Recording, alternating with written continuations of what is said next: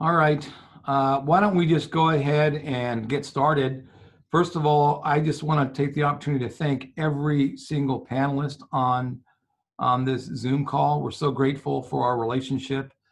I tell folks all the time across the nation that the one thing about our chapter is we have a great working relationship with our owners.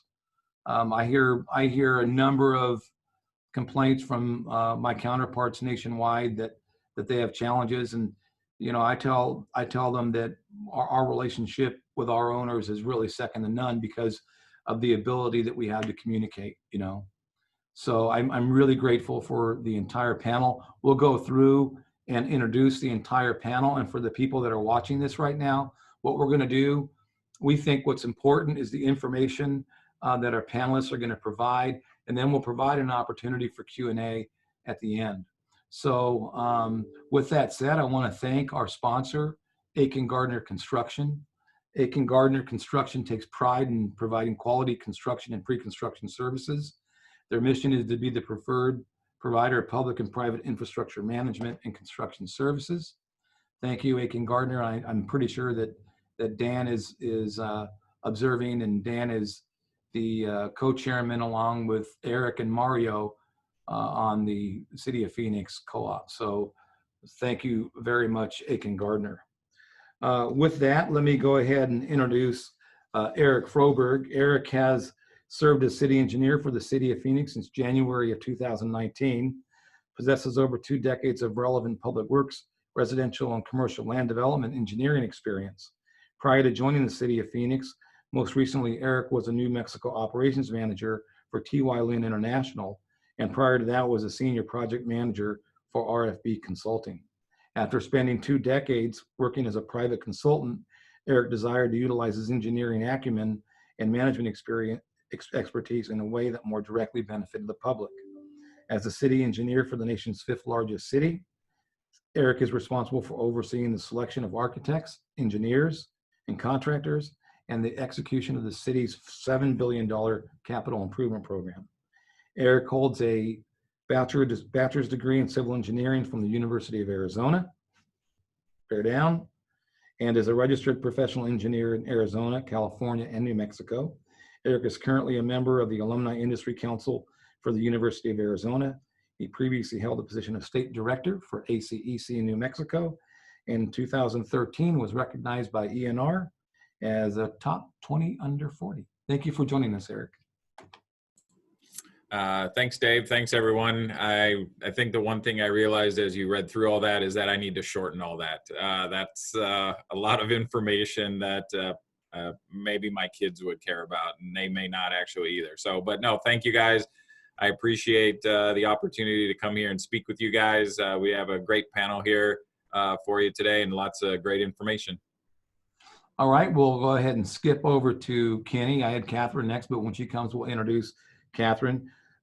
We have Kenny Knutson. He serves as the director of the City of Phoenix Street Transportation Department as one of Phoenix's most essential city departments. The Street Transportation Department manages the planning, design, construction, operations, and maintenance of an extensive roadway network that features 5,000 street miles, 1,400 bikeway miles, 1,200 signalized intersections, and more than 95,000 street lights. During his 20-year tenure with the City of Phoenix, Kenny has worked in 5 different departments. Before joining the City of Phoenix, Kenny served as an officer of the United States Naval Civil Engineering Corps. Thank you very much for your service. Kenny spent time stationed in southern Spain and in Washington, D.C. area. He's a registered professional engineer in Arizona, holds a bachelor's degree in civil engineering from U of A, and a master's degree in business from ASU. Kenny, thank you for joining us. It's a pleasure to be here, Dave, and it's a great opportunity to be able to have a conversation with the industry here, and I've got some great hopes for it. So, Ben, we're glad to be here today.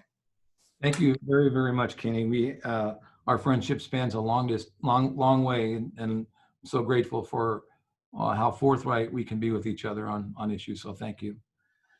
Next is Mr. Bennett. James Bennett is James A. Bennett, AAE, was named Director of Aviation Services for the City of Phoenix in August 2015.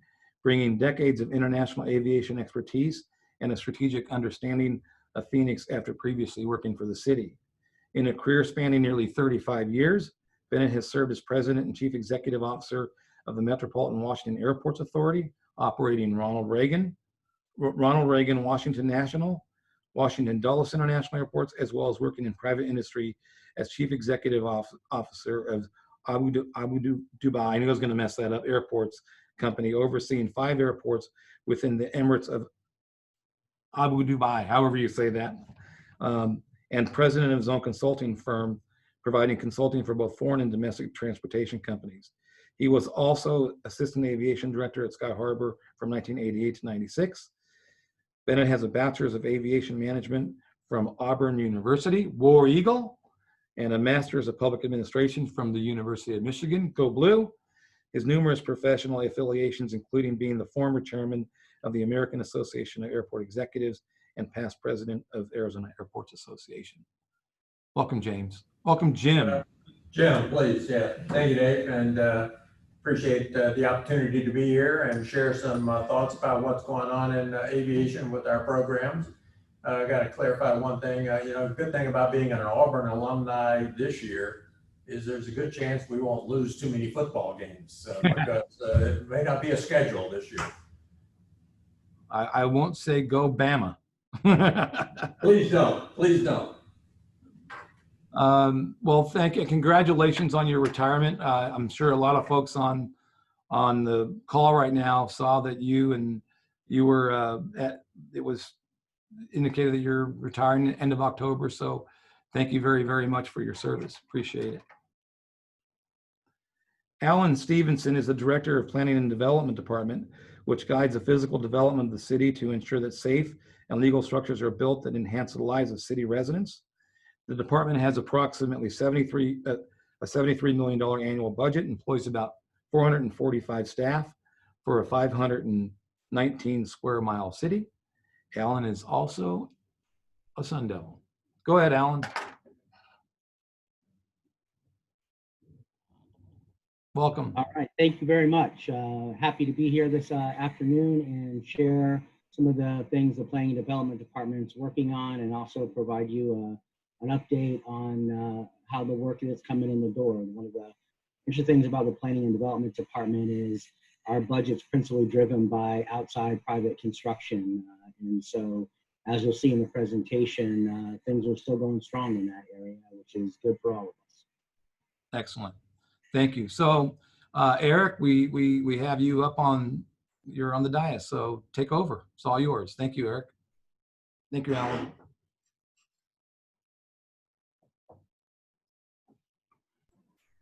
All right, so hopefully you guys can see the first slide here. Can I get a thumbs up from somebody there? All right, cool. All right, so well, thank you everyone. I've got just a handful of slides here. I understand that I'm just kind of the appetizer here. You all want to hear from the directors about their program, so I'll go through this a little bit. But when Dave said, hey, we want to put something together, talk about the CIP and kind of your operations, and I thought, well, that we could make that an extravaganza. And then I thought about it a little more, and I thought, well, I don't know that extravaganza is really the right word. So if I can figure out how to make this go. So I was like, well, in time with Corona, COVID and all that, maybe chaos is more the word. And that'll be, you'll hear that a little bit as they talk about their budgets and as they go through.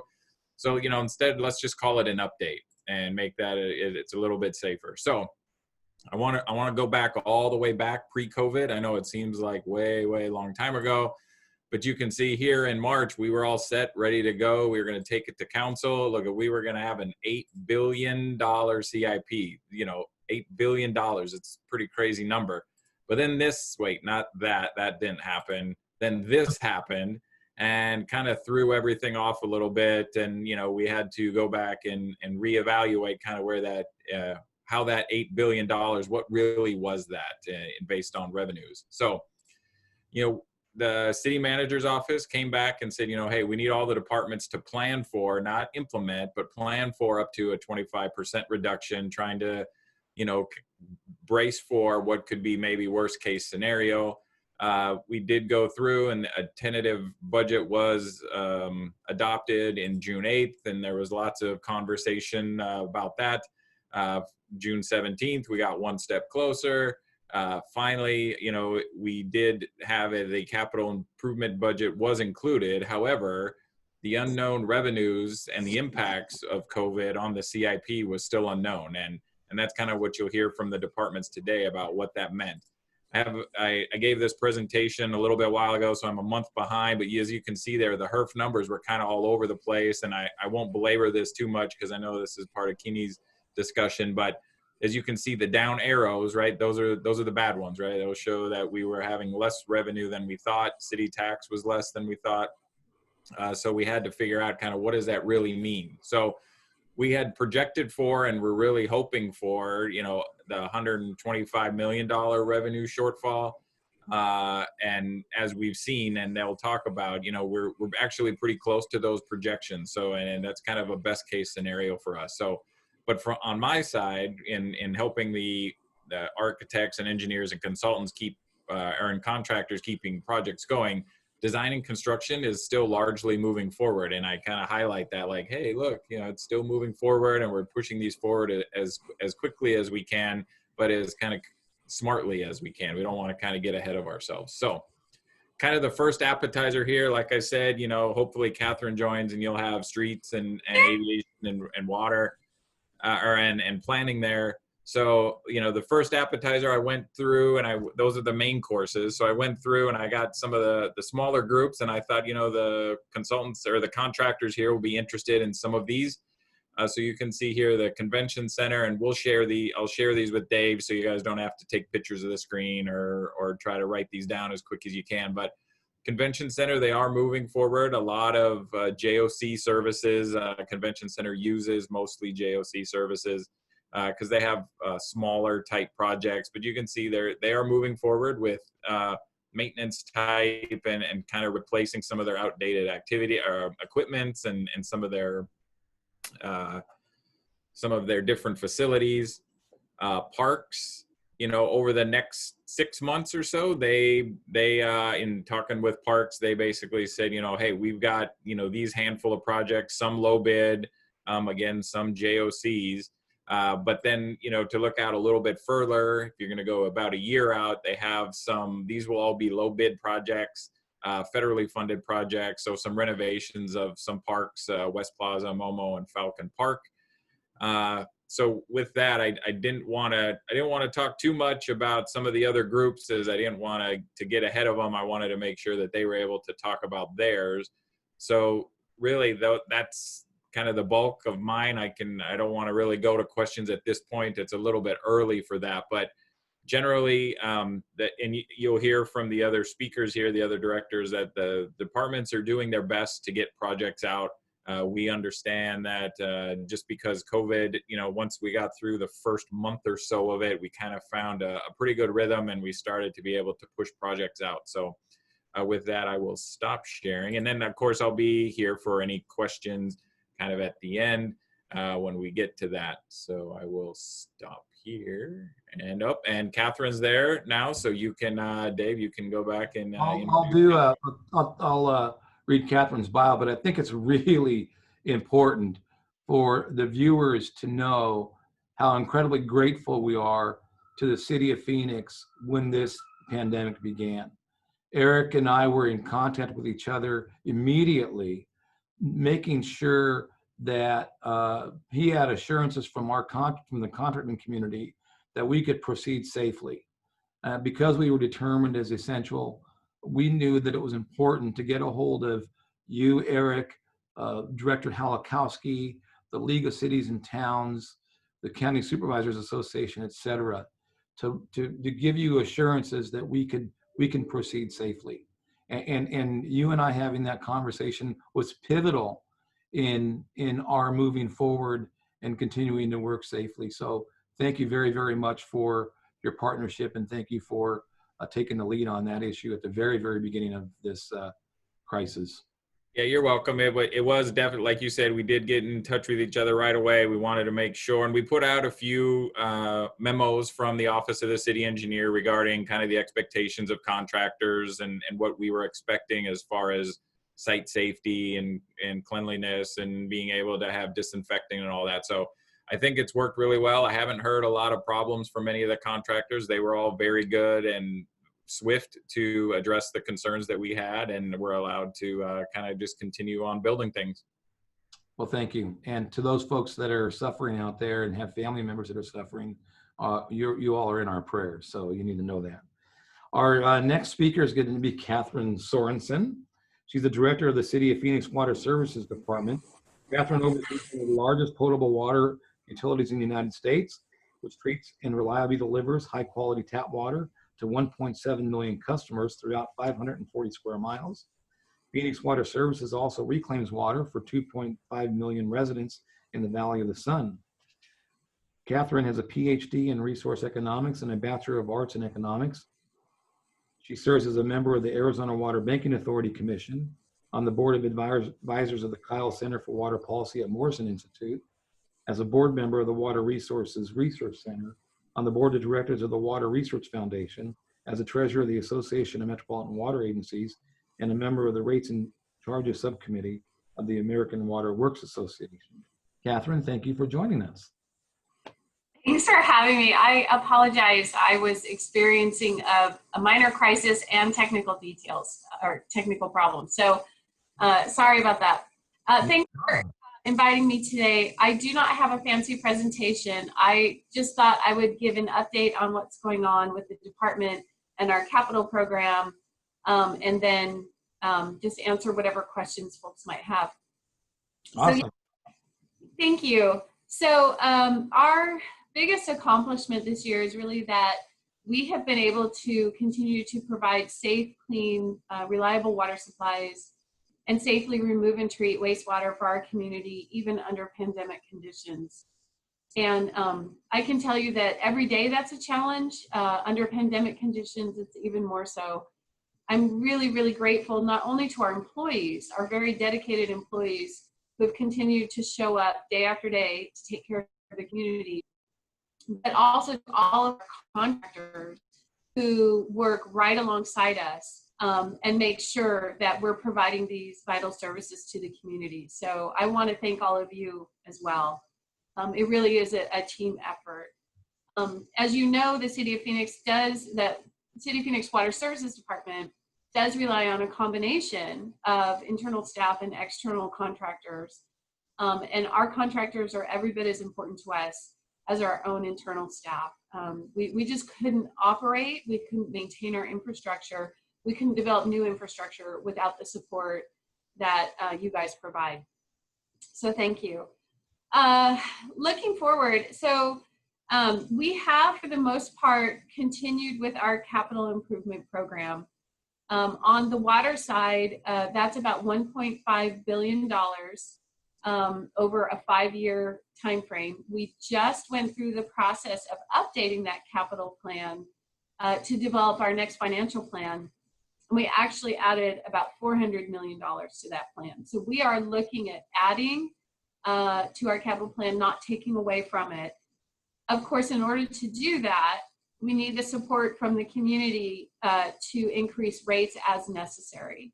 And that's always a big lift, always a controversial ask. But fundamentally, our infrastructure continues to age. And if we do not continually invest in the rehabilitation and replacement of aging infrastructure, then we will not be able to fulfill our core functions to the community. So as difficult of an ask as that is, it's necessary, and we're always grateful for your support in that regard. So looking at our capital program on the water side, on the order of $500 million is going towards our efforts in Colorado River resiliency. I'm sure many of you have seen some of the articles in the newspaper about not only the problems on the Colorado River, but also the infrastructure that we're building to mitigate those risks. We are in the process of building large pump stations, transmission mains, pressure reducing valves, to be able to better circulate water across our entire distribution system. So right now, our distribution system is very bifurcated. The parts of the city that are relying on Salt and Verde River water are not very well physically connected with the parts of the city that are relying on Colorado River water. And we want to fix that. We want to have a system where we can create redundancy and reliability among all of our water supplies that are available to us. So that's about a $500 million effort, well underway, and we see that continuing. Once we've built this major infrastructure, we will have a continual need to recharge water, to continue to drill wells, to be able to build that redundancy over the very long term. There'll be a big push in the next 5 years, but we see that as a continual effort. And then the bulk of the next largest chunk of money in our CIP really is about our pipelines. And I kind of get on a soapbox about this, so I'll apologize about that. But Phoenix has just an enormous water distribution system. It's crazy big because here in the Valley of the Sun, we love our sprawl. And that means that we have a very large distribution system, 540 square miles. Someone's going to have to replace those pipes as they age. And if we don't keep up with that now, we are really creating just an untenable situation for future generations. And so the majority of the increase in our CIP, I mentioned earlier, we just added about $400 million to our CIP. The majority of that is pipelines. We have long had a really strong small pipeline rehabilitation and replacement program, and we have a very successful program to rehabilitate our largest transmission mains, like our PCCP and others. What we've lacked is a program to really address our medium-sized pipelines. And so we're hopeful over the next 5 years or so that we can really put in place a really strong program for that. And then we've also just put a lot more money into our water treatment plants. They continue to age. We need major rehabilitation of filter beds and the reservoirs and the pumps and all the electrical is big. So we kind of see full steam ahead on our CIP on the wastewater side as well. And those categories are similar. We're going to be spending a ton of money on our wastewater treatment plants and on our sewer lines. But yeah, rather than slowing down, even with COVID, we see ourselves ramping up and continuing to invest in our infrastructure. Thank you very, very much, Catherine. We appreciate that. And for the folks that are listening out there, you can just go, well, at the very end, we'll just go in order here. You go to your chat box and you can ask a question there, or you can just go to Q&A, either one of them, down below, and we'll just acknowledge any questions you have after we finish going over everything. But Catherine, thank you. Is there anything else you wanted to add, Catherine? One quick thing I forgot to mention, thank you. I know that most of this group is very familiar with our CIP process through Eric and Kenny's department and how to get engaged in procurement. But if you're interested, we do have a website that is very visual and helps you understand all the projects that we're undertaking across the city. And that is waterworks.phoenix.gov. And that just gives you a really great overview. Awesome. Thank you. Thank you. I know that we said we were not going to ask any questions, but people are dying to know what school you went to. Well, you got your PhD. Oh, so yes, well, I grew up here. I'm from Tempe. I went to McClintock High School, for those of you who are also Chargers. But I went to the University of Michigan for my undergraduate and Texas A&M University for graduate school. All right, go blue. We were talking about the blue earlier. Yeah, go blue. That's right. All right, great. All right, Kenny, my Wildcat brother. You got the floor, Kenny.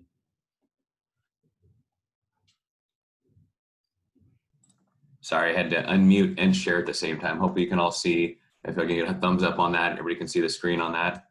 All right, perfect. Well, again, thank you for letting us be here today. We're very ecstatic to be able to share a little bit about what's going on with the city, and specifically about the street transportation department. And I'll get into some topics here in a second, but I did want to just put a plug in before I started at all and just say thank you so much to Dave, for not just for you, Dave, for the camaraderie and the professional relationship and personal relationship we've had over the years, but I think also just all to your members as well, because we could not do what we do on a daily basis without them. And so I would be remiss if I didn't say that to begin with before I start the presentation. But because we've been dealing with this pandemic since March, and that is really kind of what we've been living and breathing in, each and every single day. I think it's wise to be able to talk a little bit about that first and what its impacts we've had. I will tell you from our perspective, we have a more than 20 departments in the city of Phoenix, and I know that many of them are more impacted about COVID and what has been going on than my department. We have more than 600 employees in our department, and for the most part, they have all been working. The majority of those 600 plus employees are field staff. They're out there fixing potholes, making sure the traffic signals are working, getting our signs and striping done out there as well. So they've been out there doing yeoman's work in the heat. I won't even tell you how many 110 plus degree days we've had. I think we're up north of 45, close to 50 of them so far this year. So they've been doing a great work. And so I'll kind of start off with just talking a little bit about revenues, because that's what makes the world goes round in our world. So when it comes to revenues, just a little bit about our department. So, our major source of revenues is no surprise is the gas tax. That's where we get the vast majority of our revenues. A few years back in 2015, we were fortunate to have a portion of the Transportation 2050, the Proposition 104 passed in 2015. That provides probably around $30 to $35 million a year to our department. And then we have some other miscellaneous fund sources that are just kind of filling the gaps here and there. But our major source of revenue typically has been the gas tax. And if you're wondering how much that is, about $140 to $145 million a year. That was our estimate for the current year. So obviously, since that's the big element of our budget, we've been closely monitoring that over the last 6 months or 5-6 months. So this is way too busy and probably can't really all tell that much about this, but this is something I've been living and breathing since March. And essentially what it does is you should see the yellow box highlight there. And this is really looking at a year over year change, 2020 compared to 2019. So this is our total HERF income. And I know, Dave, you'd appreciate it says HERF, not AHER. So the HERF income is made up of several categories for us. The gas fuel tax, the motor carrier tax, the vehicle license tax, the registration, and then other. Other's not a huge component of that, but it is something we factor in there as well. So what I want to make sure is clear to you as you see this is I'm going to walk through here. So the first thing we had was March. And March doesn't reflect March the month. March really reflects probably February, so before the pandemic hit. So you see everything was tracking year over year good. So everything was in the green. We had a little bit of a dip in the other, which, like I said, that's not a huge amount of source of revenue there when we're looking at the grand scheme of things. But we were 8% up year over year between 2020 and 2019 as of our March revenues. Then when the pandemic hit, so we had about a half month of that, we moved to April. So half month of everybody kind of dealing with that situation, teleworking, going to kind of figure out what that all means for schools, for your kids and all that. So we saw, the gas fuel tax dropped by 8%. And we had the diesel tax dropping 27%. And, registration and vehicle license were kind of all over the place. But if you look at the grand scheme, the whole total amount, we were about 13% down year over year. And that's really representative of the first month that we were dealing with that pandemic. Then when Governor Ducey had his stay-at-home order, and that went through the month of April, but we tracked those in the month of May, seeing that impact. So, one of the kind of weird things about HERF revenues is that they're kind of wonky a little bit. It's hard to predict a trend because just how the revenues come in and how they do. So you can't just say, oh, it's looking this way and it's trending this way. You've got to have multiple months of data to be able to kind of see how the year is going to go.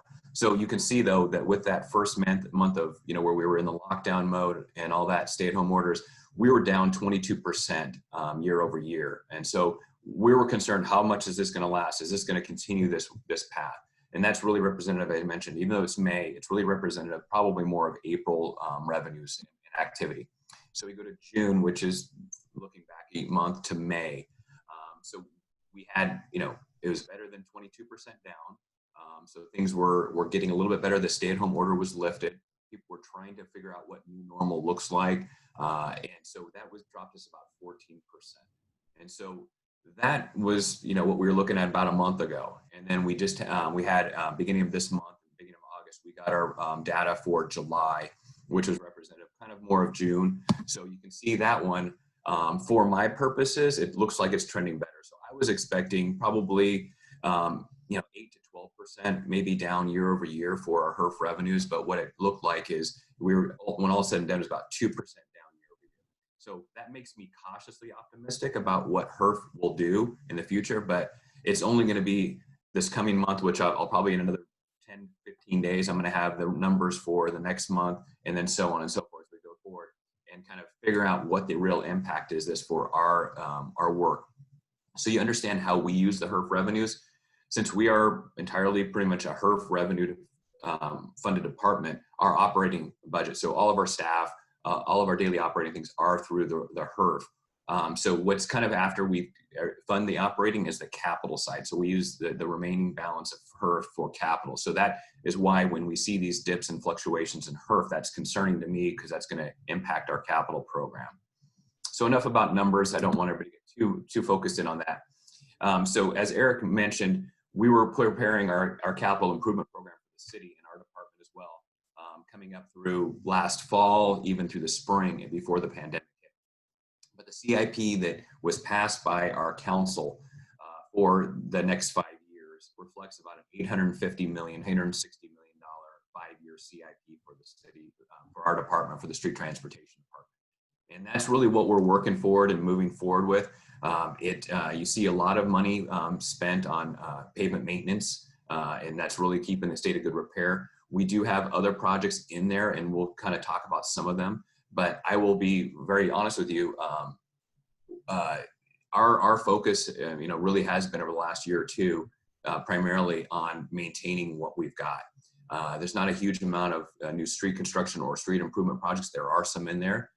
But we've gotten the direction from our council to really be focused in on maintaining what we've got. And that's really because it's reflective of kind of what happened through the recession, but it's also reflective of something we all know, that the gas tax hasn't been touched since I graduated from high school. And it probably didn't sound like 10 years ago, it didn't sound like a long time, but now it definitely does. And that if you're doing any math on there, that's coming up on 30 years that we haven't touched the gas tax. So that's concerning to us, and that really provides the hope for us to be able to do more with what we would like to do with our 5,000 miles of streets that we talked about earlier. So a little bit about projects that I wanted to highlight today. First one is, and this is really not all of them. I can provide a link to Dave if you want to go and look at our 5-year CIP. We have all the list of projects in there, but I don't want to spend the entire time. I know, but if Catherine didn't do it, Catherine's really got probably about a third of our CIP as a city. I won't do it from the streets transportation side. So I wanted to mention there's a 3rd and 5th Avenue project we got currently in design. That's a street improvement project. It's a bike pedestrian focused project, but that's moving through the design phase right now.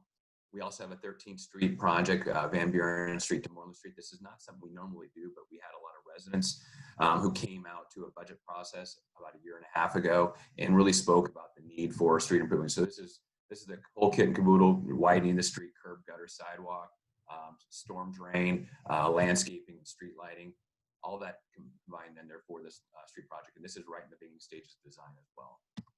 I wanted to mention this one as well. This is a T2050 or Transportation 2050 funded project. This is one of the improvement projects we're looking at to build out some street network where we don't have a full street. So it's Buckeye Road from 67th Avenue to 59th Avenue. And then I'll pull up another bike ped project is our Oak Street Improvement Project. And then one project that's kind of was here for a little bit, then went away, and now it's going to be coming back again, is is our Pinnacle Peak Road project, 45th Avenue to 35th Avenue. What happened there is we had some waterline work that needed to be done. So we put pause on the street improvement project. So we're going to take care of the waterline work first, and then we're going to come back and do the street improvement project. But that's pretty much, we're waiting on the waterline work to get done, or designed and then get done, and then we'll come back with the street improvement project. Another one looking ahead I should have mentioned as well as we did have a handful of projects in the Prop 400 program, the Regional Transportation Plan. This is our last remaining project, the Happy Valley Road project from 67th Avenue to 35th Avenue. We're getting ready to start the design work on that. We've been working with MAG on shifting some funding around so we can get funding for that project.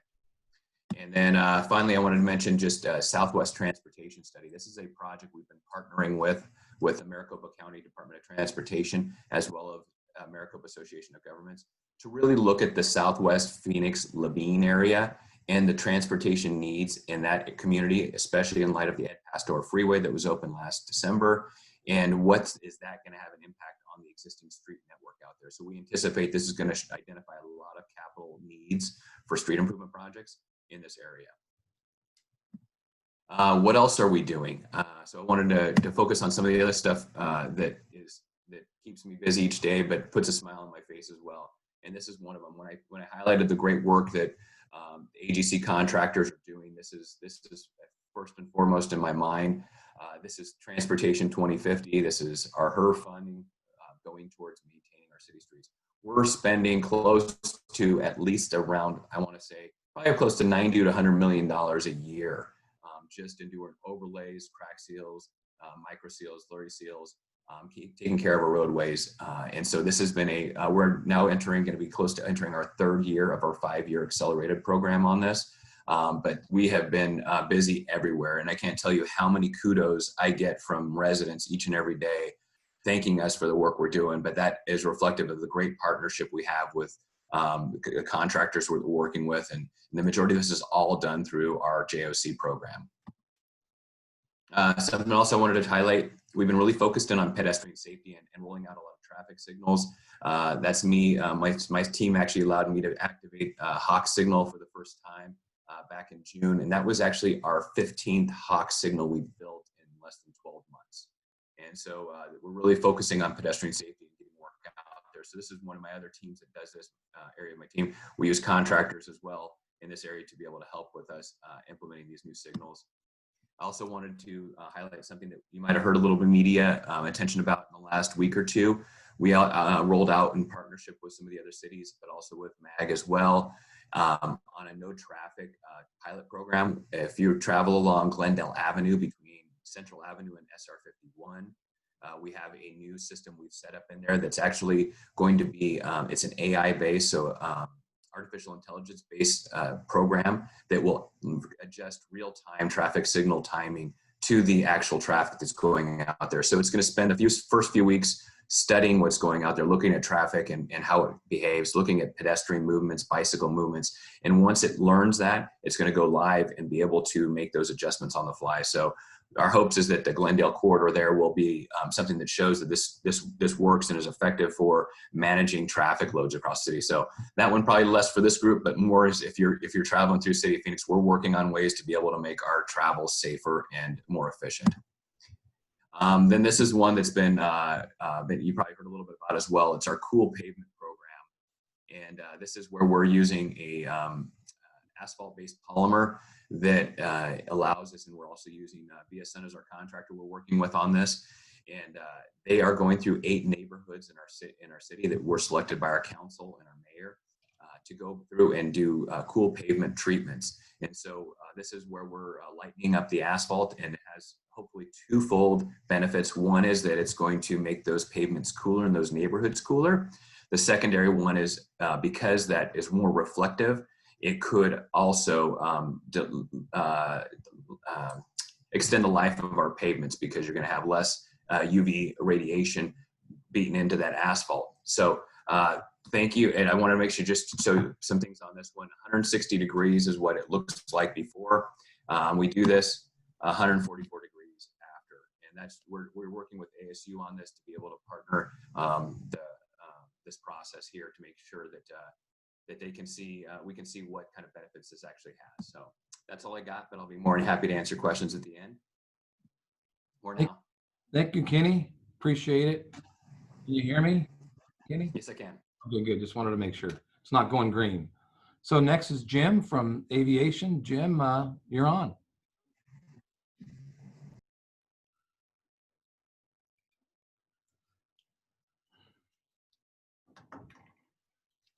Give Jim a second here and he's ready to go.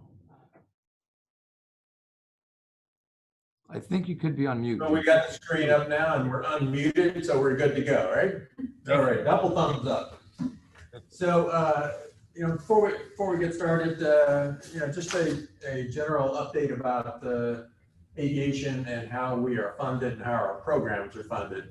And the simplest way to describe to people the impact of the pandemic is if passengers are not flying, we're not generating any money to continue to run the airports and make investments in the airports.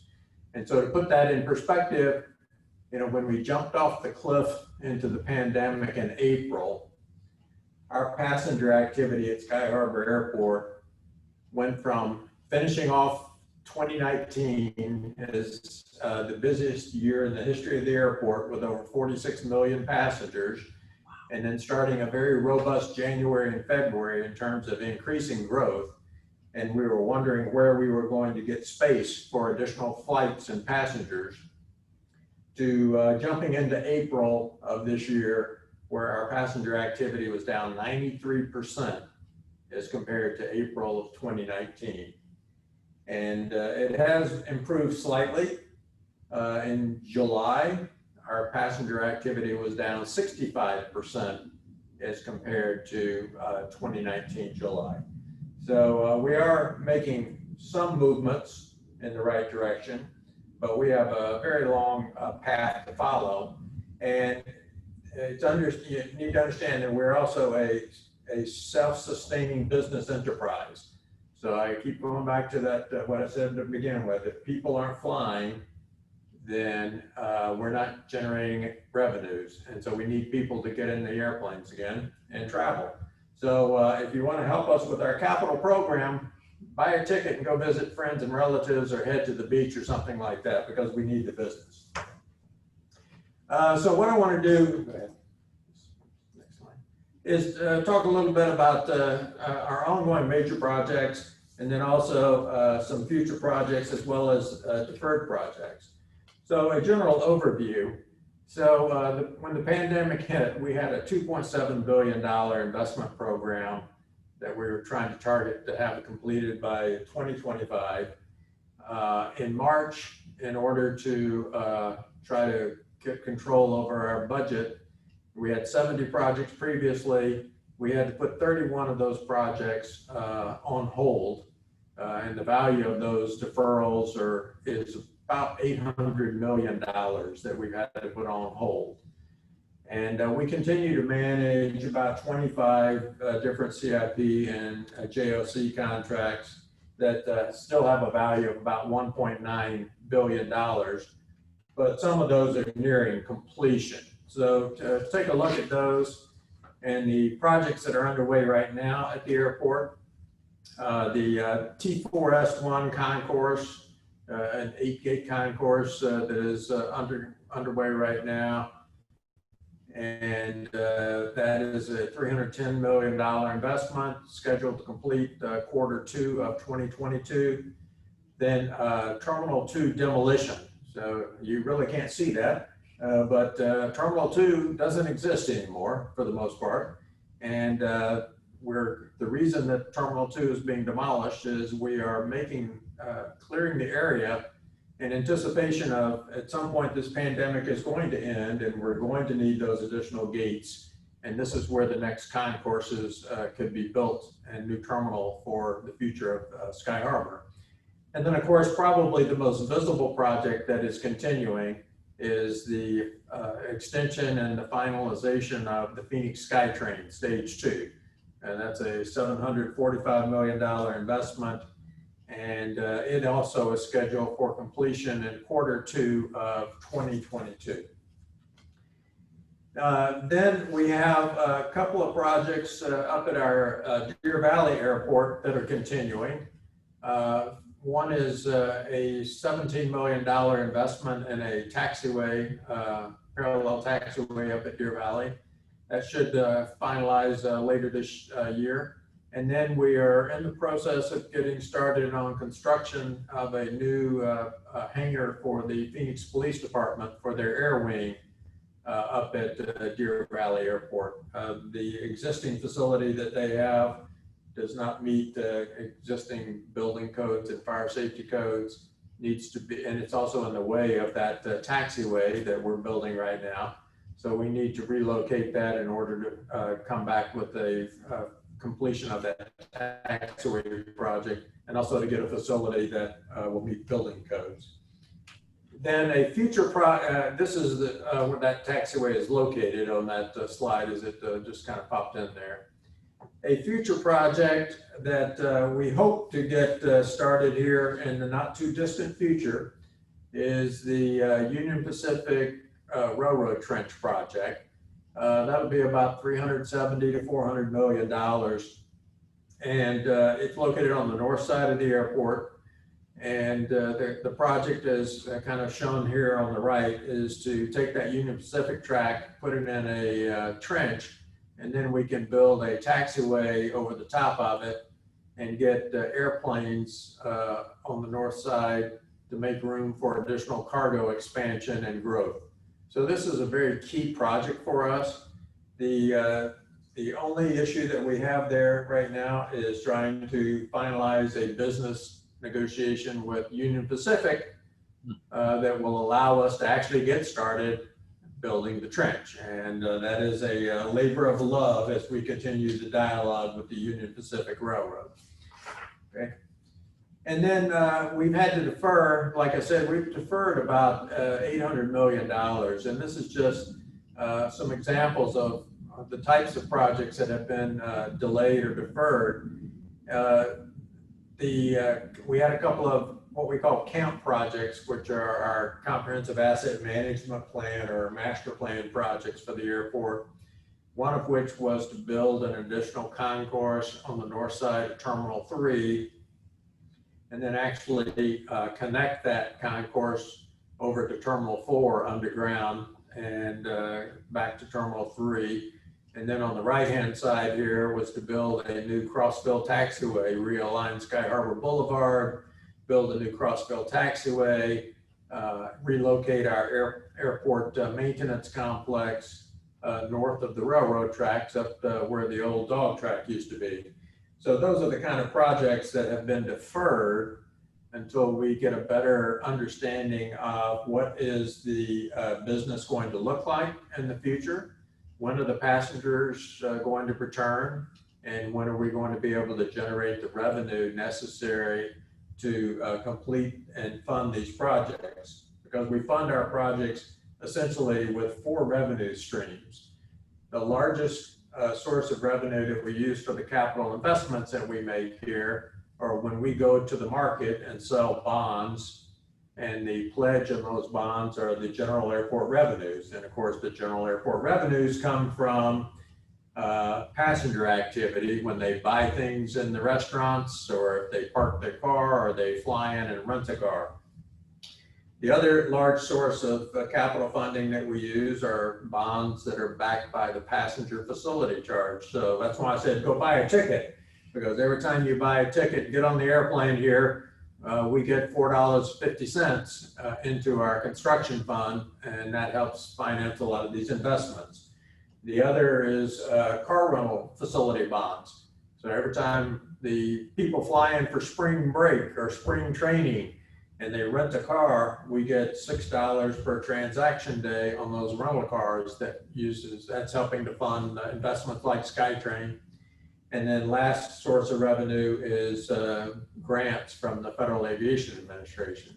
So most of the deferrals that you see and of that 800 million, if it's not grant funded, then it's probably not going to be able to move ahead until we get some kind of recovery in our business model.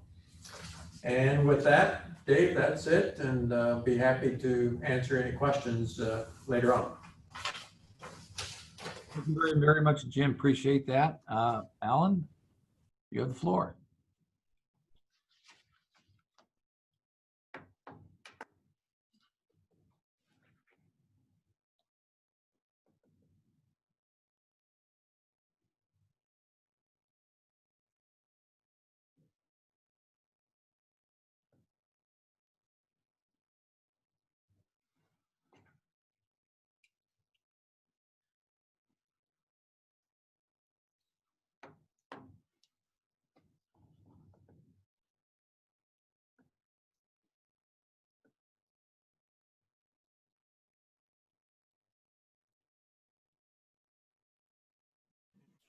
All right, sorry about that. Can you see my screen?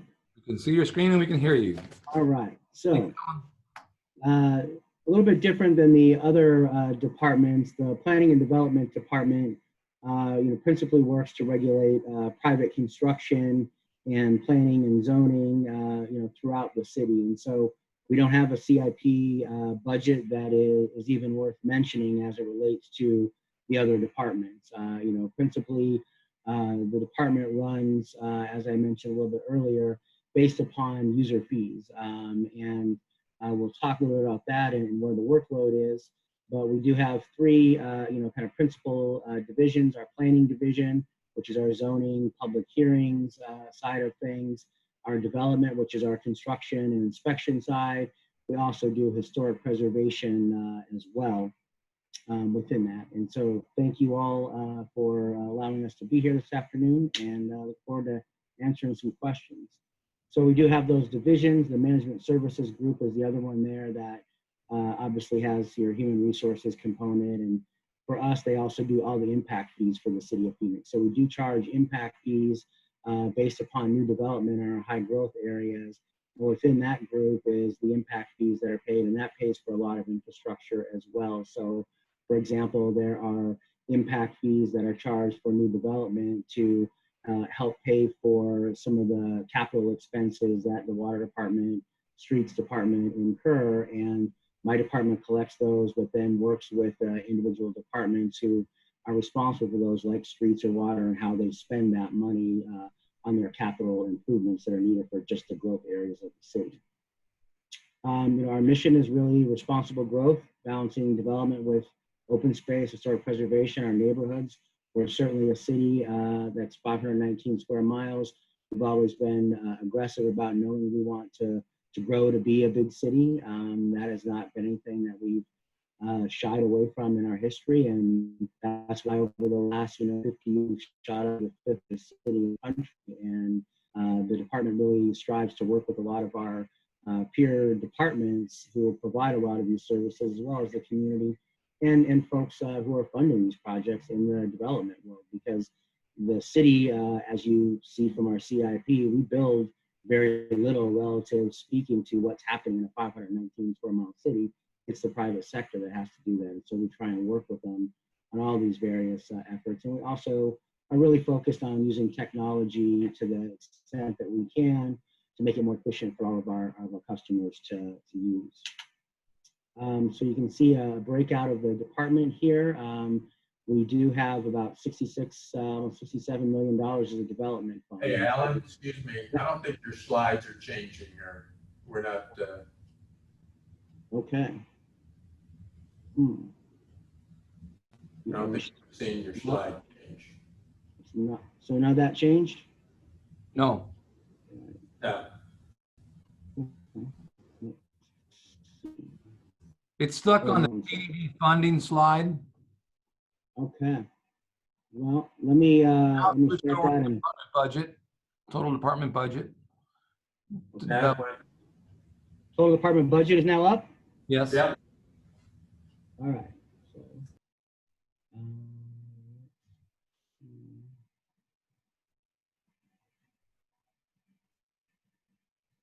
is it showing up now?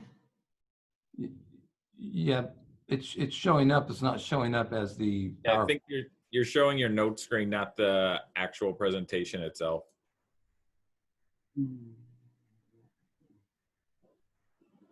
But you can just click through them on the side. You could just highlight them as you go through. Yeah, that works.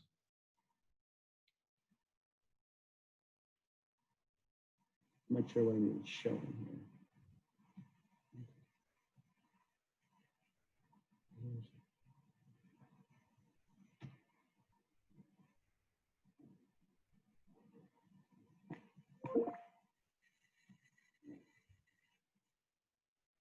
This worked earlier when we tried it out. Let's try this again. It's the beauty of technology. Sorry about that. No, you're fine. It's all good. I move it over here. While you're trying to figure that out, it's really important for you all to know, and we do this constantly with a number of other partners, and that is, you know, and I'm really looking at Jim. You know, where there are issues where grants are in jeopardy, right, because of this situation. We engage our U.S. Senate and congressional delegation to preserve them, obviously, but also to continue moving these projects forward in perhaps a different paradigm, right? So to the degree that we can help in any of those grant programs, we're more than happy to go to bat for the city of Phoenix, as well as ADOT and Tucson, Pima County, anyone. So we just want you to know that we're at the ready to help out where we can.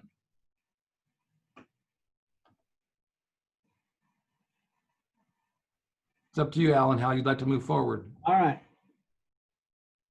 Can you guys see that now? We're at the very first slide, yes.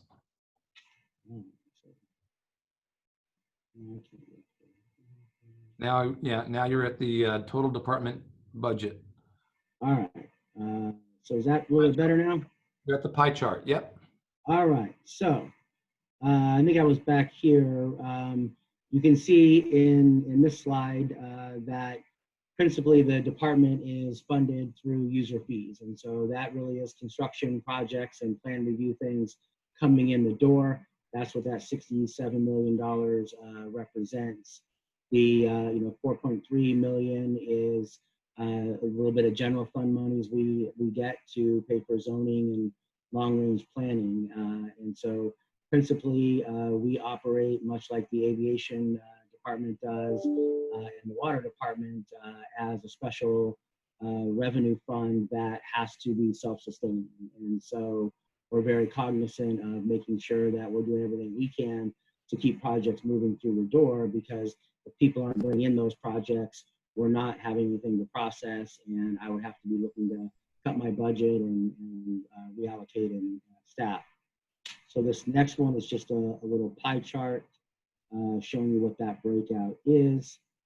The annual activity I want to highlight here for a minute. So you can see this is comparing fiscal year 18-19 to fiscal year 19-20. And you can see that even with COVID here, we're still not doing too bad. And we'll talk some more specifics in a few minutes here, but overall permits issued are slightly down than they were the year before. Counter customers are down, but a lot of that is because once the COVID hit and the city went to a appointment only model that I'll talk about, we didn't have the 500 customers a day coming into the second and third floor at City Hall. They were calling in and using email and those types of technologies to keep things moving. You can see our inspections group continued right on through the pandemic and working, and that's doing great. The other ones are pretty close as well in terms of their process capacity. So what did we do with the department when COVID hit, and how do we change things? So we went to remote customer service counters and the appointment only system here at City Hall. And so that requires you to set up an appointment instead of just coming down and getting a number.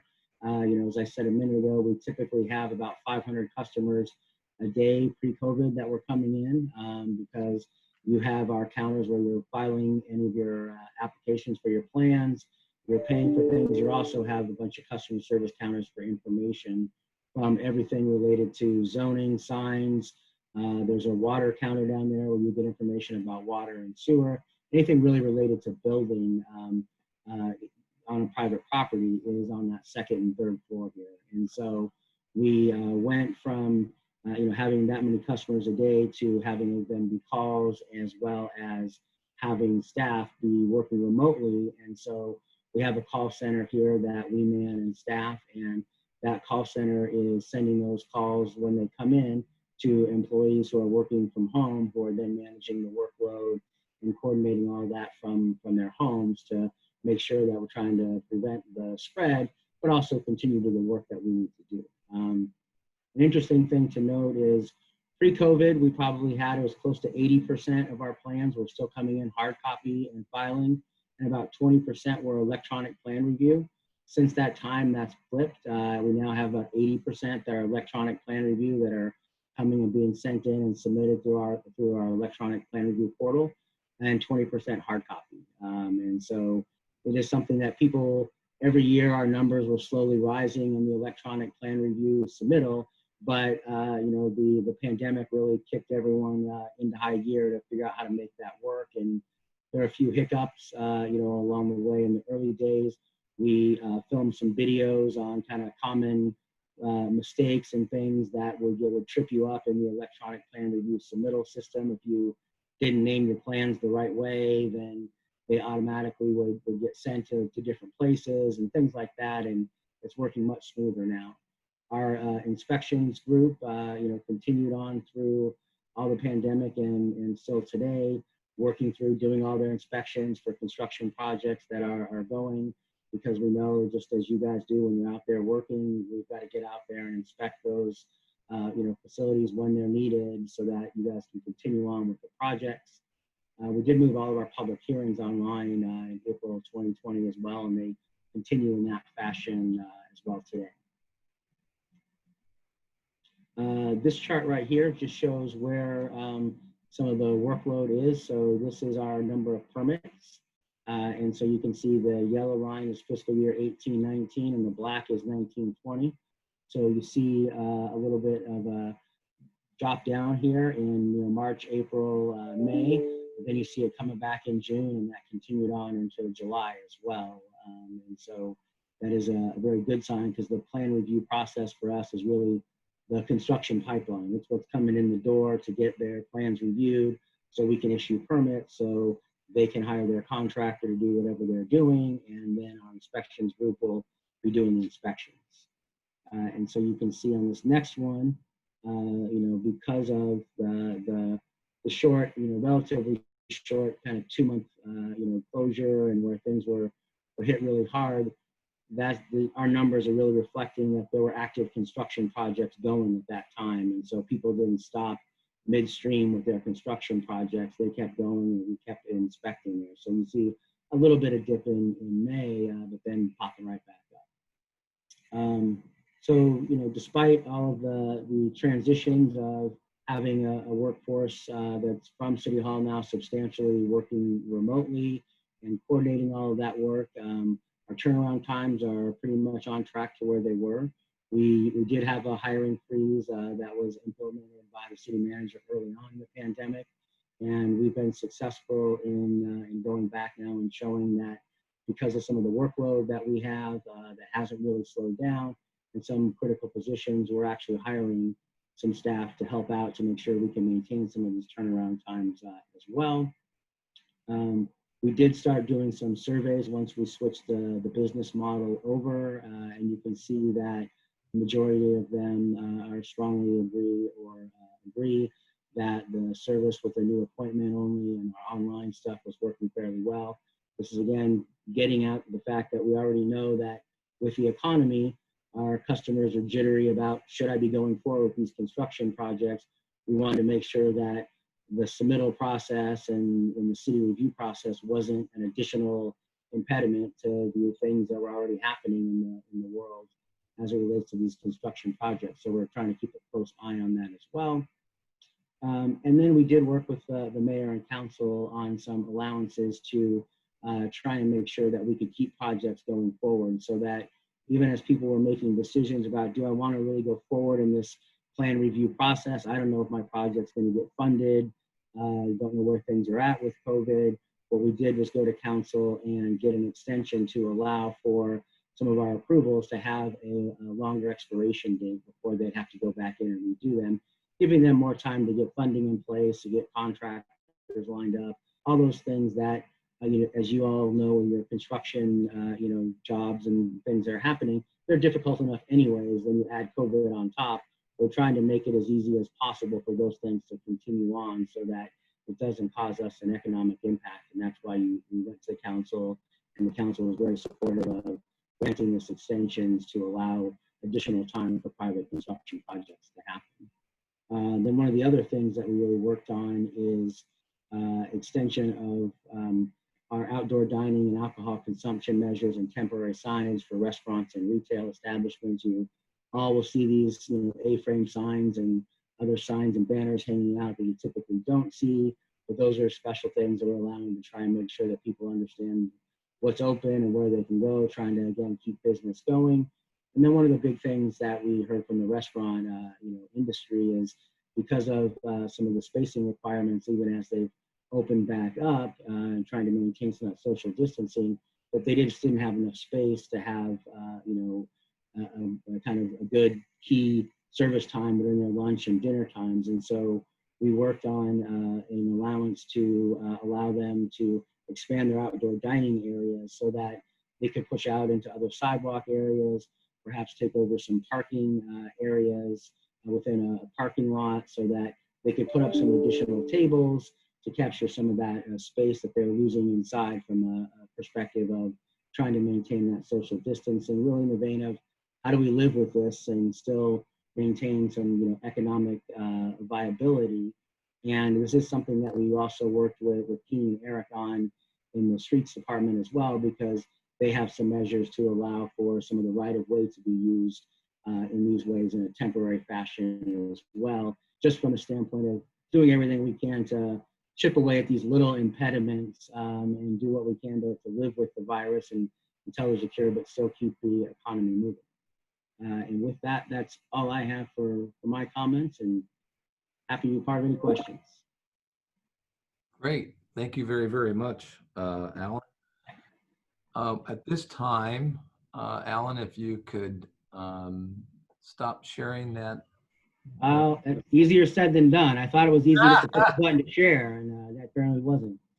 Okay, you're good. There we are. We have everybody here. Excellent. Thank you. First of all, we've gotten a couple of questions, and I have some myself just to help supplement the Q&A. This first one is for Kenny. Kenny, why does the city have mill and overlay crews that work for months at a time in an area? Isn't that a violation? ? Why does the city not hire and give those projects to JOCs? That's a great question, and thanks, Dave. I know I've heard this before, and I would first of all, I'd always encourage you, if you have questions, you're out there seeing things. We know, and I've been very vocal with my folks, that we're always going to be watched. Once we have the City of Phoenix bird on the truck, I know we're going to get watched no matter what we're doing. So that's how we go about doing our jobs, but also understanding that there may be questions like this that come up.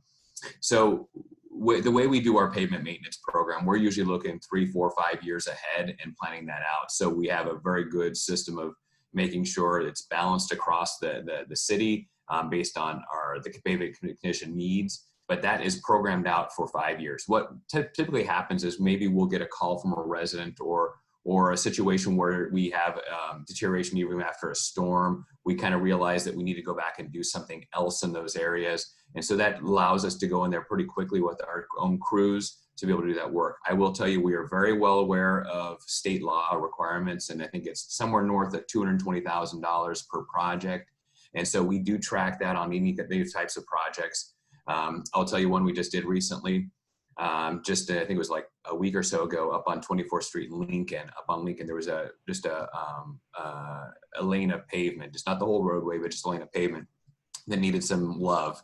And so we had our crews out there and did that. and our crews can move very quickly when it comes to that. I know when we're working with our contractors, we're typically putting a lot of different roadways, a lot of quarter sections, that kind of stuff into play for those. And as I mentioned before, the amount of work that we do with our crews is very, I would say, I don't want to say minuscule because I don't want to minimize what they do, but if you compare the amount of work they're doing overlay, for example, compared to what we contract out, it isn't even close. I talked about that we spend probably upwards of $90 to $100 million in this accelerated pavement program.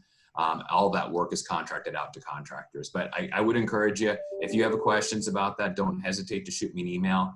There's no, your emails won't go into a black box and say, oh, hey, whoever wrote me this question, I'm gonna hold that against them. Honestly, we're all about transparency. We're all about being open about that. So if there's a question, we want to look into it. We want to make sure that that we're doing everything appropriately. But we do track that. I'm very vocal with my folks to make sure they track those projects to make sure we have everything within the letter of the law and make sure we don't violate that. Appreciate it. Catherine, in relation to revenues coming in, has the COVID-19 impacted payment from users?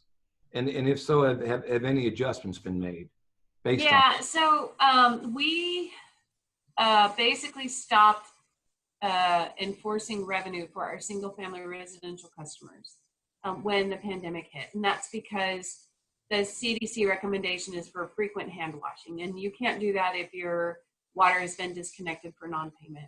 We have continued revenue enforcement for commercial and industrial customers. We have seen an impact from that. It's not huge relative to our total revenues. We watch it very carefully. We don't know when we'll begin enforcing revenues again, but I would hope in the next few months if current COVID trends continue in a positive direction. But more importantly, what I would say is that it's really the weather that impacts our revenues most directly. So, and it has been really hot and really dry this summer. So our revenues are trending about 15 to 20% higher than what we expected just because of that alone. That's bad news for water conservation, but it's good news for revenues and for our ability to invest in our infrastructure, so I'll take it. Along those same lines, Jim, is there any prognostication, any forecasting at all that you can do to see what the future holds? I mean, I'm asking, this is a big question, but is there any way to get your arms around what you all think is going to be the new normal? That's a great question, and I'll share with this crowd my secret forecast on revenue passengers at the airport. Yeah, trying to figure out which way the wind's blowing right now. Nobody really has their arms around it. That's the frustrating thing, and this virus is just going up and down and up and down. There's no standard policy for the air transportation industry as to what the protocols are on how airlines should respond or airports should respond. And it's very frustrating because we've got to build confidence back in the public that it's safe to fly. And you can't do that when every airline has a different policy, every city has a different policy. All of a sudden, New York puts a quarantine on you if you're coming from Arizona, so you can't go to New York this week, but you can go to Florida this week, but you can't go there.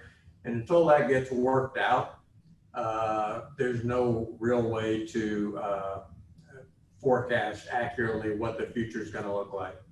Does that bailout, to that point, does any of that bailout revenue get to the airport that goes to the airlines, or does that just pretty much stay in their coffers? No, we as the airport, we received a federal allocation of $148 million, and we will consume all of that this fiscal year. And we'll use a majority of that to make bond debt service payments that are due in this fiscal year. And it's very helpful, but it's kind of a one-shot thing. So if the passengers don't start coming back, and if the revenue doesn't start rising, then we're going to have to get more drastic in terms of our reductions. Great, thank you. And Alan, how did the COVID situation impact your inspection crews? Did it? I mean, obviously you made some adjustments, but do you feel like you're pretty much back to normal? Yes, we pretty much continued on, and we didn't stop doing any inspections at all during the COVID time period. We continued on, doing the inspections. We did implement, CDC protocols and masks, and trying to do the 6 foot, and gave our inspectors the ability to, talk to whoever they were working with. Hey, can you step back? And sometimes they're small, tight places they're getting into, and so they're like, "Can you step back so I can go ahead and do my inspection?"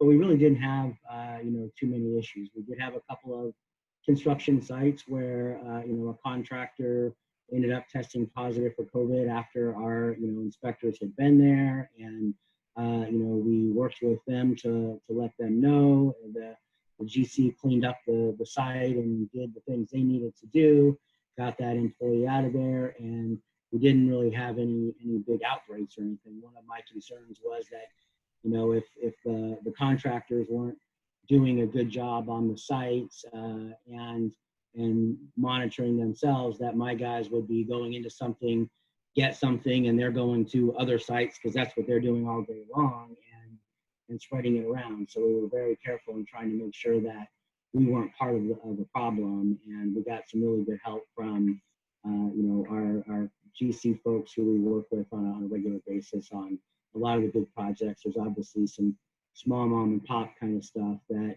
our inspectors had to be a little more forceful with, just because they weren't the big guys who were really focused on how do we comply and work on those things.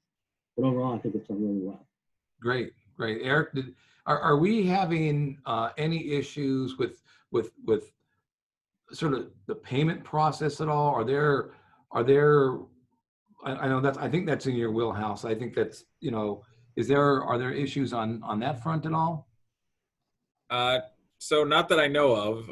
If there are, you'll have to, the contractors, they're not shy about letting me know. But no, we haven't really noticed any.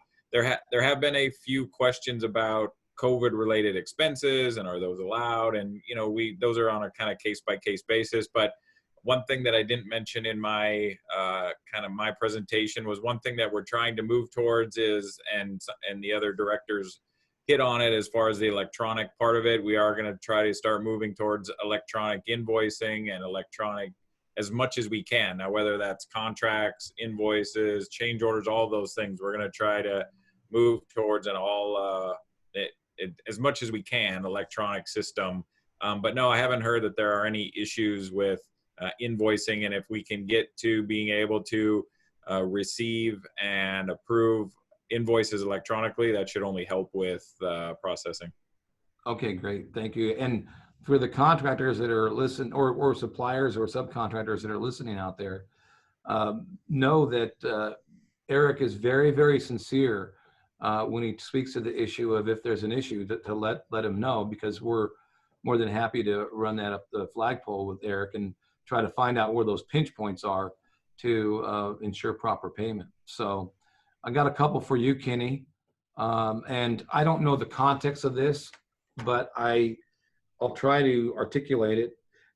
I don't know whether the viewer is asking in reference to the existing asphalt, or whether they're asking in reference to the white pavement you put down, the white. Okay, so but the question was, do the ambient temperatures rise as reflection of the sun heats during the day? And then walking the dog puts them on a really hot surface. So, I mean, you get the gist of that, right? Yeah. So a couple of things I assume it's related to cool pavement temperatures, and what we're trying to figure out. There's a couple of things. We've looked at the temperature, like for example, when we go back and do a new overlay, what's the temperature? Because that's obviously fresher out there. The temperature and how much heat that holds in is higher than asphalt that's been worn on for a year or so, where you start to get a little bit more bleaching out effect. So we're looking at new versus existing asphalt versus this treatment, not just when we put it down, but how it wears over time. There's different factors at play. There's the surface temperature, and that's where we expect to see the surface temperature will definitely reduce with this treatment.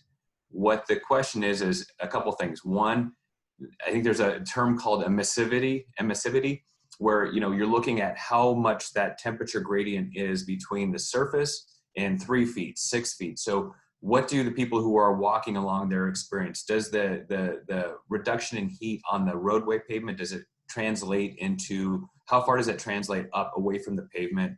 And then I think also when you have nighttime temperatures, when the sun goes down, how quickly does that pavement, does it have an impact on how the pavement loses or releases that heat that it gained throughout the day? So you're having pavement that technically is not taking in as much heat, but how does it release the heat it does take in over the time? How much is it different between other asphalt? So what we have with ASU, if you saw the scope of work we have with ASU, they've got all kinds of measuring tools to do all those different things. And so I'm interested to see how that works. And if one thing about the cool pavement, it looks and it resembles pretty much like concrete, like Portland cement concrete. So the question is how well does it do heat-wise compared to traditional concrete as well?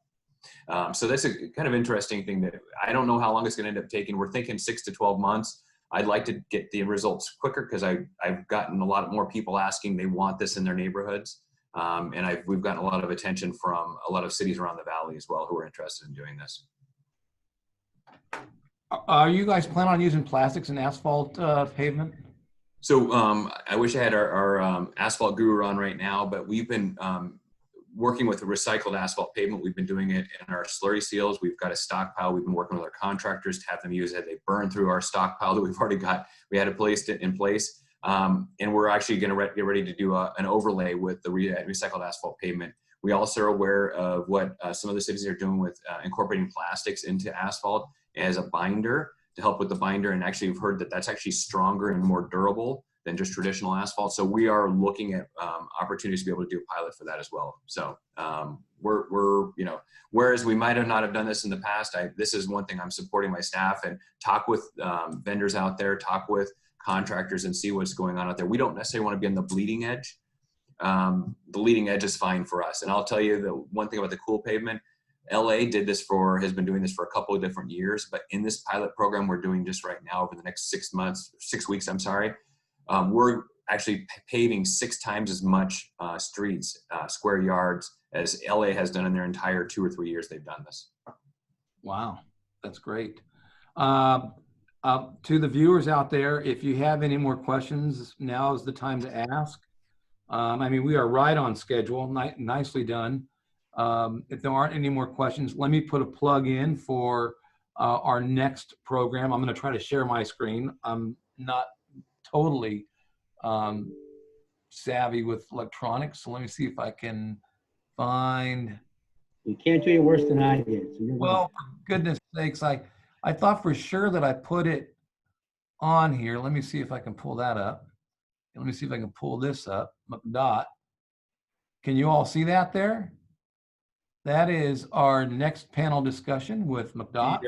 We We see see your file explorer. We see all the files. Oh, do you? That's great. So you don't see the one that's up right now? No. There. Oh, darn it. Okay, well, that's my ineptness. So here's the bottom line. The bottom line is we have our next budget series, which is going to be September 29th from 2:30 to 4:30. It's going to feature Jennifer Toth, the Director of Transportation for Maricopa County, as well as Jesse and others. So we would really love for you to join us if you're able. Let me see if I can get back out here. Stop sharing screen, right? Stop sharing. All right, there we go. Thank you all for joining us. Who did we lose? We lost someone else. I think we lost Jim. So listen, thank you very, very much for joining us. I hope the viewers enjoyed the program. Looking forward to Maricopa County, and anything you need from us, please let us. Oh, someone's coming up here. Hang on. Oh, thank you. No problem. Listen, thank you very, very much. Okay, and go Devils. Go Wildcats. No, I'm there with you, but it's because of my son. So Listen, thank you guys. Have a great day. Thanks, Dave. Bye-bye.